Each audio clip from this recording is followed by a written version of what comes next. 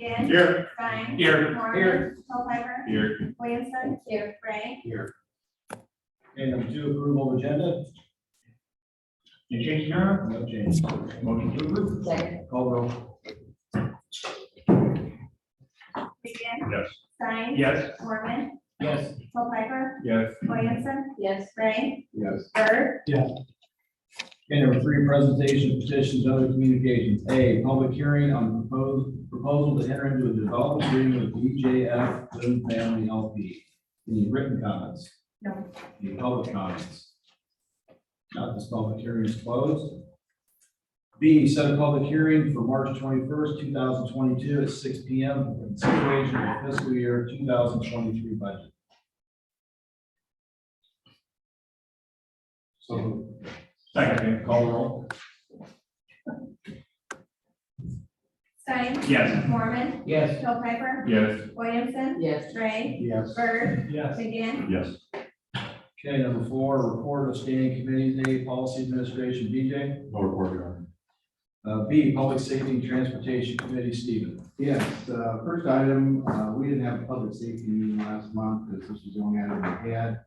It was the street closure request for the, I believe it's the 700 block of Story for the Boone Farmers Market. And I know that last year when we changed it, we did it in conjunction with first Chief and JR. Did you have any issues that we weren't aware of at closure? Not with farmer's market portion of that, no. Okay. The only question that I have on this, and something that I was going to bring up at the meeting, but we'll do it right here, is the idea of if we're not going to have, there is a chance there may not be first Thursday, they may be a Friday. Friday. Just wanted to make sure the council was still okay with closing Story Street for that one event for that day, since it's not in conjunction with first Thursdays. You know, it's Main Street, so I just wanted to make sure everybody was fully aware of that. So application is still for Thursday now? Yes. And Friday, what is the request for? We don't have a request at this time, right, for Friday closing. So as far as we know, the farmer's market is still on for Thursdays. I believe so. Is that correct? Yes. We've done it for years. Yeah. It's nice to have people that help. We appreciate it. Any comments? Is the question that you want to leave it on Story Street, that what you're at? That's what I'm asking. Are we okay with that? Instead of, you know, making one block shut down. We need to see. I heard the answer, they said it was one of the best attended farmer's markets they have. So the visibility is, I think, very important. Yes. Oh, that's my comment. Yes, Linda's right. It was the best year the market has had, not just with First Thursday, but every market, because we were on Story Street. Linda, do you have something? Well, I have several questions on the farmer's market. Number one, it is a main thoroughfare, so if we keep it, if they're not going to join the first or the first Thursday event or whatever the CDB is calling it, then now we have the street closed down 2 times a month, the main artery to Story Street. Number 2, is the farmer's market association an entity or is it a group of people? Because I couldn't find where it's a nonprofit or it's no association or it's an organization. I just found it as a group of people. So to me, it's not a them, it's a the. I have no idea. Can we ask Kelly to speak to that? Wait, is that Yes. spokesperson? Yes. The farmer's market is an organization. We have rules, we have bylaws, we have presidents, vice presidents, all of that. We are not currently a nonprofit, which is something that we wanted to be, but that's expensive. And the market just doesn't have the money to do a lot of things. We're a smaller market, so we can't charge vendors $500 like they do in Ames. The city of Ames runs that market. They pay someone to run that market. I volunteered to run this market. So everything we do is so people can come downtown, so we can keep our money in the community, so our vendors can make some money and dump their money back into the community. Okay, how do they? Can I ask a question? Sure. How do they dump it back into the community? Our vendors, where do you spend money out in the community, Julie? Jimmy's, Roosters, Okay. everywhere we go. They live here, Yes. they shop here. China. Okay, I'm for the farmer's market. I'm not anti, so let me establish that. I'm for it. I'm not anti the farmer's market. I'm anti closing a main artery for 8 to 9 tenths. And I looked through your Facebook page and I did follow the 10-year history of it, and it really hasn't grown as far as vendors, which is difficult, and I get your dilemma. I run a nonprofit, so I get that. I do understand all of that. All I'm asking is that the city, that we remember that, you know, I mean, how many people actually attend the farmer's market? Do we have a count on that? Because I attend it. I goes there, We don't have a count for our market, okay? but, let me see, I lost my train of thought, let's see. Nope, something before the nonprofit part. What were you asking? Or what was your? How many people attend? Oh, the vendors. So last year, we had more vendors than we've ever had, and I've had more inquiries this year for new vendors because they saw how successful it was. Nobody has wanted to vend because we can't grow the market. We've been in parking lots, way off the beaten path, on side streets. People won't stop. We had so many people tell us this year, the reason we're at the market is because we had to go around. So, and we just parked and we went to the market. So how do you market it? How do you market your market? So we do Facebook, we do booths. We usually put ads in the paper. We didn't do that during COVID because we didn't know when the market was going to be open because the governor had all these rules. We word of mouth, we have our A-frame signs that we do the radio show. Our printed materials come from Sunstrom, so all the money we spend, except for a $5 Facebook boost, stays in the community as well. I know the visibility was so much better when it was there, because when it was on the side streets, I often forgot. I mean, unless I was driving down and I looked and saw it was happening, then I knew. So otherwise, I think that's real important that it's right Yes. there. Yes. So I guess my question is there any way that we can move it either up around the corner to 8th Street or 7th Street and leave the main artery open? It is 3 to 6 on a weekday. And just because people haven't complained to the chief doesn't mean they haven't complained. And that's the problem. I know a lot of people and businesses in US Bank didn't appreciate it being there. Why they don't come to you, I don't know. I just know they mentioned it to me. So my question is how is moving it up around the corner is going to still receive a tremendous amount of visibility?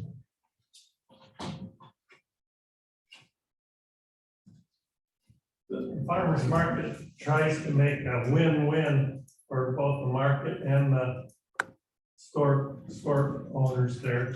And it's trying to bring more people to the downtown. That's kind of why they wanted us to be downtown in the first place a few years ago. But we don't have stores downtown according to what we just went through in the city. They're trying to grow downtown, but we don't have stores downtown. Parking is an issue, but now it isn't an issue. I'm just confused here. Well, there's restaurants. There's a lot of stores downtown. And they want to keep the downtown from dying, so I it's a agree, good way of doing that. but do we have to block the main artery? Story Street is a very busy street. It's like the main artery. And I mean, where it was at, you had the parking lot of Family Video, and even more now, Family Video, and I think Papa Murphy's is closed, so that's a great parking spot.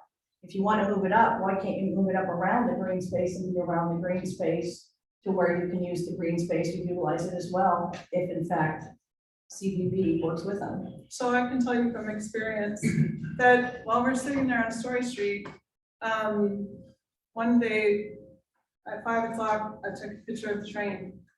5:15, I took a picture of the train. 5:30, I took a picture of the train. Nobody's getting through town on Story Street. They're all going around. And So if they're going around anyway because there's a train, then we're not really blocking anything. That's a whole other issue. Trust me. So Last I would year- rather go around for a market than go I know, around but I'm for a just, train. I know. So how many of you here live in the county? Everybody, all of us, all of the vendors. So I live in the city. I pay taxes for Story Oh. Street. What do you say? We all live in Boone County, you live in Boone County too. I live in, yes, but That's how the many question. live outside You live in this? County. I meant in the, do you live in the city limits? Yes. We have a business in the city limits we pay taxes on. Okay, Same here. so I'm just asking for the main road to be open. That's it. I'm just asking. And I think people avoid it because they can't go down there. They don't avoid it. That's what our numbers say. They stop. Thank you. So I have two businesses on Story Street. Across from my business is a brand new business. It just opened 2 weeks ago. Things are happening on Story Street, and I feel comfortable, very comfortable saying that one of the reasons that the retailers on Story Street have seen an uptick in their sales last summer, their foot traffic, and a wonderful holiday season was because people discovered us during the farmer's market. If you sit on Story Street, what you discover is that, yes, it's a very busy street, but people treat it like a thoroughfare. If they have to stop because the street is blocked, the natural progression is, I'm gonna stop at the market because there's a municipal parking. If I turn left, there's a municipal parking lot if I turn right. We've seen increase in traffic downtown because of the positioning of the market. And businesses are hopeful that that will be the same this summer. Okay, so it seems to me that relative to both sides, there's concerns and there's issues. But I guess from the initial question that I asked the council, there didn't seem to be any issues against it. And so for that reason, I guess I would say that if anyone has any issues, if we continue to do it this way, we need to bring those concerns to the elected officials of the city hall. So we're aware of those things.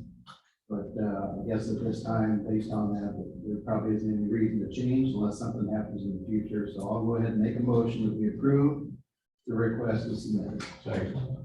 Call the roll. Mormon, Yes. Hilheimer, Yes. Williamson, Yes. Ray, Yes. Bird, Yes. McGinn, Yes. Stein. Yes. Okay, next item on the agenda is the execution of the 2018 agreement. There's a resolution approving that. Bring everybody up to speed. This is in regards to the Boone County Communication Center and the city's involvement with that and our payment. As some of you know, we've gone on with this for about well over 2 years, back and forth. All the parties have agreed to a 2080 that you should have a copy of. I think the county signed theirs today. Ours will be signed as soon as it's approved tonight by the mayor. It is based on a per capita formula. Again, anything over 4% will trigger a review by the board, but we're going to be a little more stricter about the board's going to meet quarterly, discuss issues. The other thing is that there will be a communications administrator that will be part of this agreement that will be employee of the sheriff's office, but will be answer to the board along with the sheriff and resolve issues between all the municipalities that use the service. So after all this time, it's a great thing to make a motion to approve this 20 Second. Call the roll.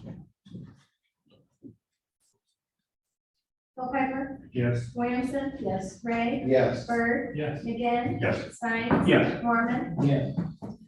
that's it. Okay, thank you. Utilities committee, Stephen? There, no meeting this month, rare, but no meeting. Next up, economic development committee, Terry. Yeah, we have a couple of items, thank you, Your Honor. 2980 resolution approving and authorizing the execution of development agreement by and between the city of Boone and BJF Boone Family LP. That is the housing development at 22nd and Lynn, the LMI project that we have discussed quite often. They're ready to break ground, I think, getting ready. Turn it over to Bill for any additional. Sure, Brian Fritz who's the developer with this project is here tonight. If any elected officials have any questions, This is an $8.75 million project. 40 units, 36 will be LMI. And this is what we call a TIF agreement. Actually, I had somebody contact me today with a couple of questions. They're very excited about this happening, and they were eager to know what the timeline was and costs of the different units, if you have that information. I know it's a little bit of a moving target, but It is a moving I target. promised I would ask. I wish I was better at my job, that I'd have all these answers. Our start time at this point, I would probably say is midsummer. I'd like to say originally we were looking at April, May, but as there's been delays and a few different things and just get mobilized, that's probably what we're looking. The good news is these are all, for the most part, individual buildings and units, so we have the ability to work with the city and potentially have units come online sooner than just all at once. It is a 40-unit project. Our average rents, we have a large scale, our cheapest unit on site will be under $400. Our more expensive, large single family home style townhome will probably be $1,150 to $1,200. So it's a big range.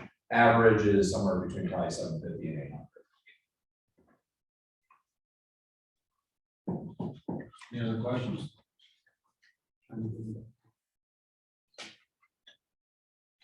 So this is the plan. So we're talking about this area here, up in this area. This part's the senior, which was not approved. We hope it'll be approved in the next year. So this is the project we're starting talking about right now, here and to the north and to the west. And it is a mix of 2, 3, and 4 bedroom units. Then I'll make a motion to approve. Call the roll.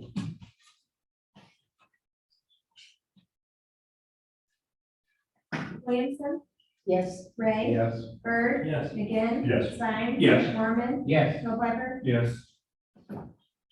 The second item is 2983, resolution approving and authorizing the execution of the First Amendment to an option to purchase real property by and between the city of Boone and BJF Boone Senior LP. This is the senior part of this development that they are working on and hope to have final answers by when? So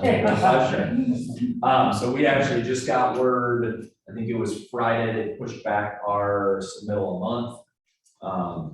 Did not give a lot of reasons why, I think just with the turmoil and everything that we have going on. So they hold true to that date, it'll be the middle of May where we will submit, we will hear generally about 3 months, 90 days after that, which would put us into, that fall timeframe. So hopefully at that point, we have very good news, and then the question becomes, how quickly we can mobilize, close with our finance people, all that good stuff to get going. So it would either be a very, very late fall, if we can get some pads in and start working depending on the weather, or spring. This is senior housing, which is desperately needed here in Boone. There's a waiting list at Alice's, and they have a waiting list as well. So it's a great project. that will fill you in on the details. Sure, so this is an option that protects the city. If for some reason those tax credits weren't approved this next year, we would obviously talk with Brian again and see if we go another year, but it gives the city some protection that we have say, we can take it back or say what goes in. So that's what this option is. And I know it's not needed, we have it in writing, but I will go on record, we acknowledge and understand we're buying land for below market value.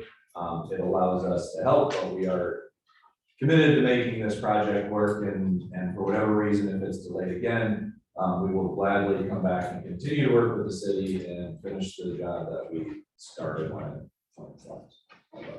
The resolution has been through legal, it's been approved, and we need a motion to approve. So if there's no other questions, I would move to approve. Call roll. Ray, Yes. Bird, Yes. McGinn, Yes. Stein. Yes. Mormon, Yes. Snowpfefer. Yes. Williamson. Yes. Ray.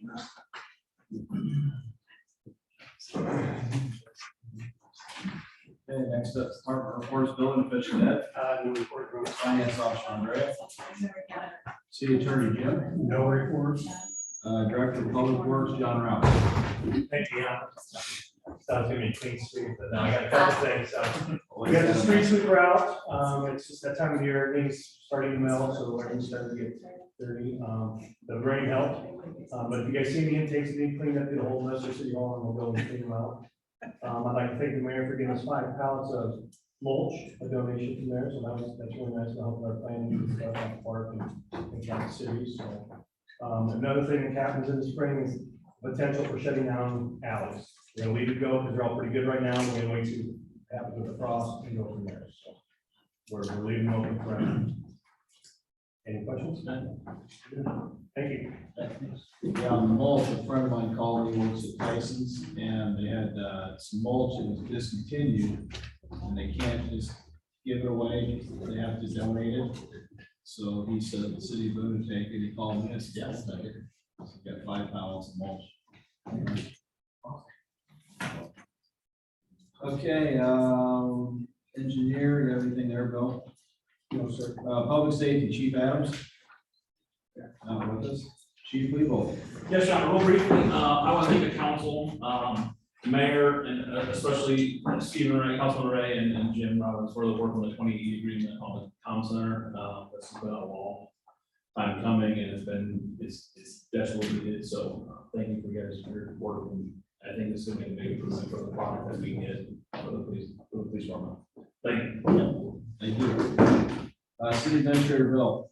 Thank you, sir. Just one item, ATDC along with Ames Chamber has invited the mayor and myself to attend their fly-in to Washington DC on April 25, 6, and 7. This is an opportunity for the city representatives to meet with the federal elected officials, senators and representatives, in addition, have some conversation with some federal agencies out there if there's any interest that the city has. If you remember, it's been a few years back, the mayor went out and when we talked about where the overpass used to be, and there was a total of about 1.5 million appropriations. $1 million of that appropriation, it didn't come for the current overpass, but DOT was able to appropriate it, and it went into our fund out of Des Moines that will pay for the paving of West Park and South Marion Street. The mayor unfortunately cannot make it. I, as a employee, need permission from council to travel out of state. If you believe this is worth me going to and making those contacts and having those conversations. Call the roll.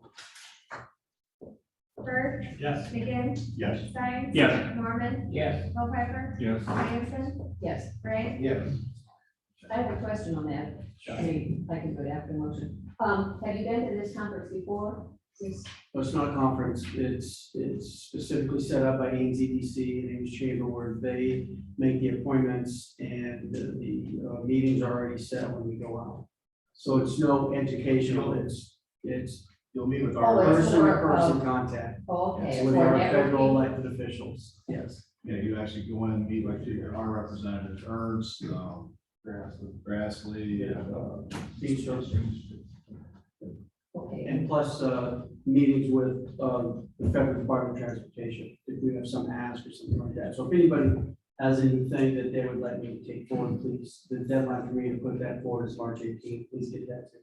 So if there's anything you want to ask, anything, it's good to make those contacts. I know there's an expense, but it's good to make those contacts. Just like he was saying, we took in, I mean, just to tell you how DC works.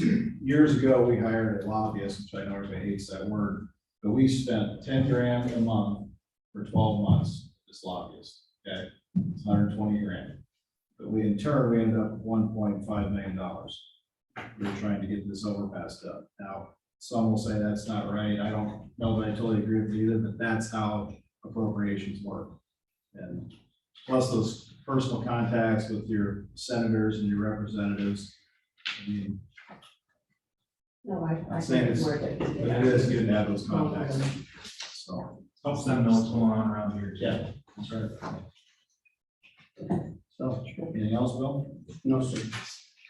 We need to vote on that.